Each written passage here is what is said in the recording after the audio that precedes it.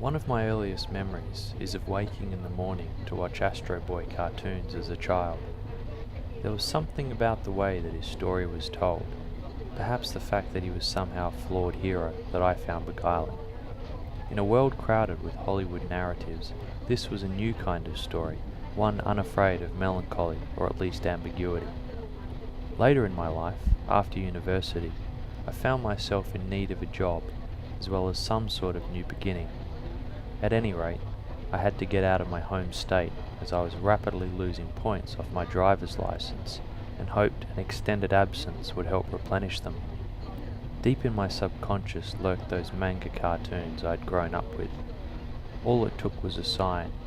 In my world, everybody knows someone who's been to Japan, and in my case it was my cousin.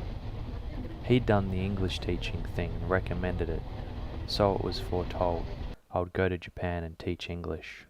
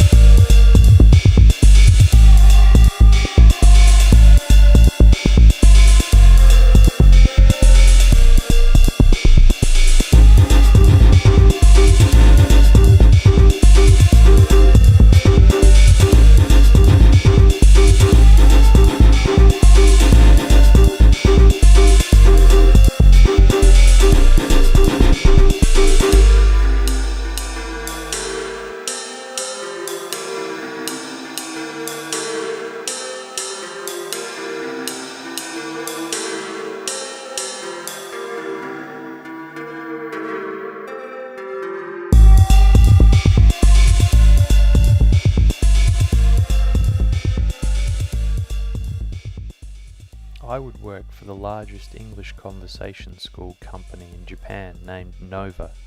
They had branches everywhere in the country, but I would be based in the Kansai region, or more specifically Nara City, just outside of Osaka, the second major city area after Tokyo.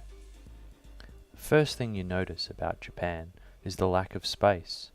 It seems like there are buildings occupying every available piece of flat land, with the only breaks being in the form of the rice fields, which grow long in harvest season, and the ubiquitous mountains that make up about 2/3 of Japan's land mass.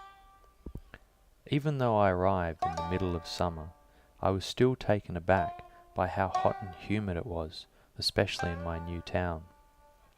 I'd been placed in Nara City, Japan's first known capital, regarded as a quiet conservative place.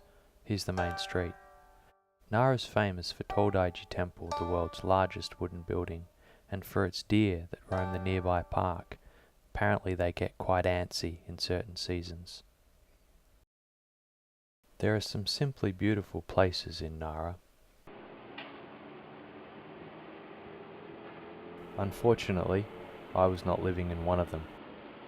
Surrounded by a school, a karate dojo, a karaoke bar, an incredibly busy road, with traffic that lasted all night, and a train line, not to mention the construction work, I discovered that I had entered a world of constant noise, one that would last for the whole 2 years of my stay. The trains would start rattling past my window at 5:30 and would last until midnight.